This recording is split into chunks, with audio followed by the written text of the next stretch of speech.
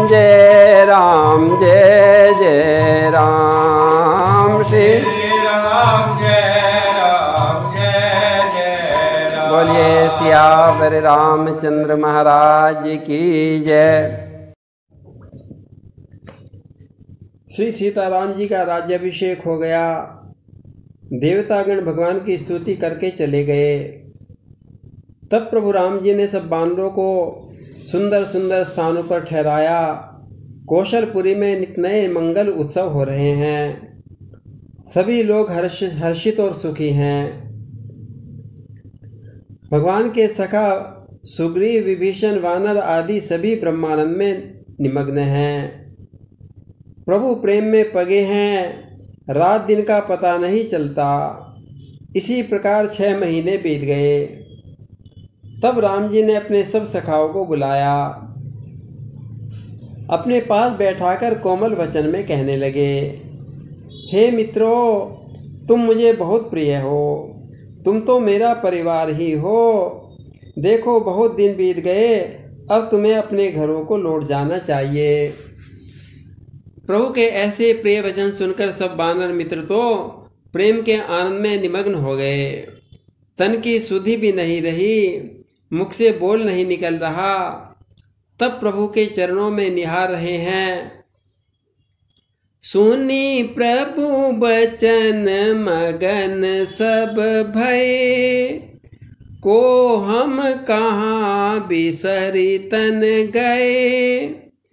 प्रभु सन्मुख कछु कहन न पारही, पुनि पुनि चरण सरोज निहारही।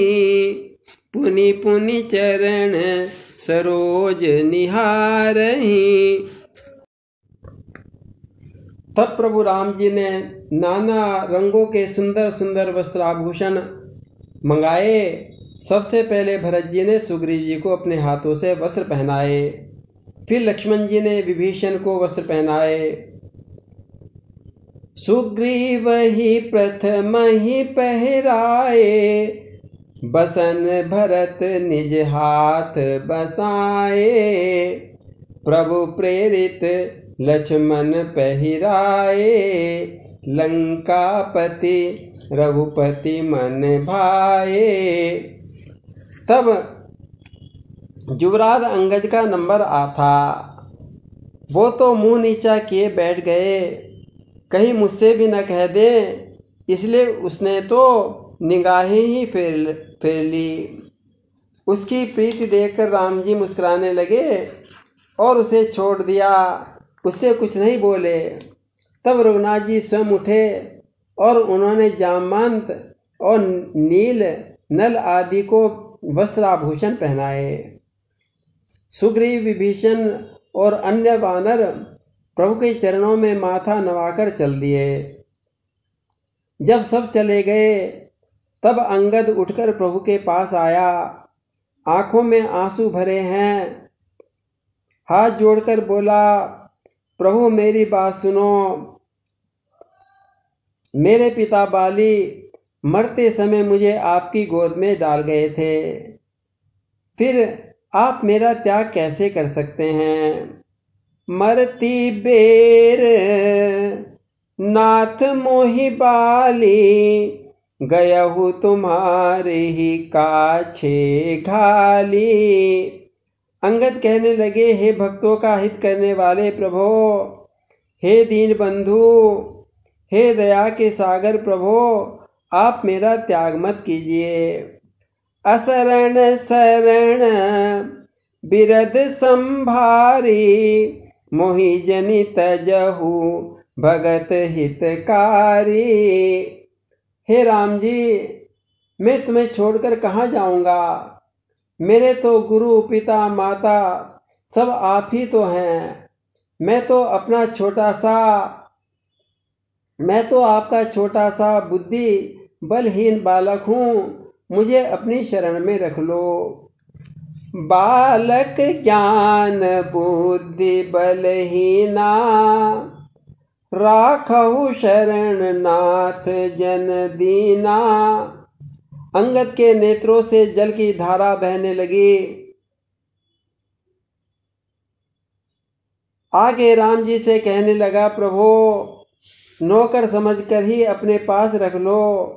घर की सब साग सफाई झाड़ू पोछा सब किया करूँगा।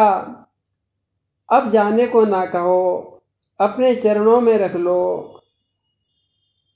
नीच टहल ग्रह की सब करी हो, पद पंकज बिलो की भव तरी हो।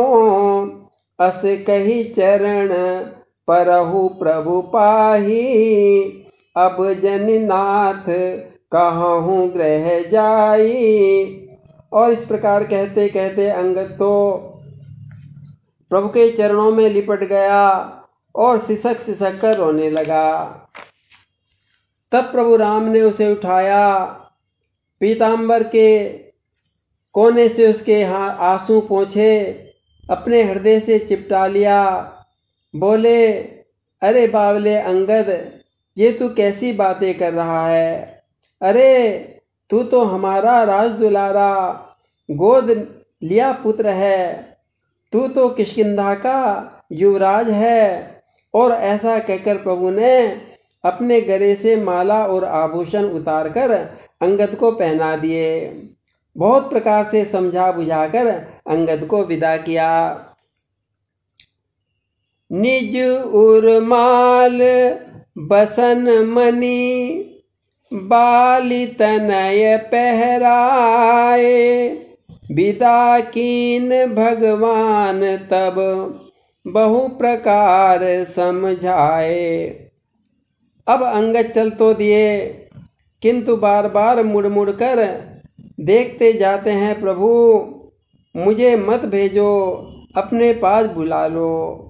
इस प्रकार भरत लक्ष्मण शत्रुघ्न और हनुमान बहुत दूर तक उनको पहुंचाने गए। सबको राम जी का हंसना बोलना, प्यार की याद आ रही है। सबको लौटाकर भरत शत्रुघ्न और लक्ष्मण जी तो राम जी के पास आ गए और हनुमान जी सुग्रीव जी के चरणों में गिर पड़े और कहने लगे, स्वामी यदि आपकी आज्ञा हो तो मैं कुछ दिन और राम जी की सेवा कर लूं। तब सुग्रीव जी प्रसन्न होकर बोले कि हे हनुमान, तू तो पुण्य पुंज हो, तुम्हें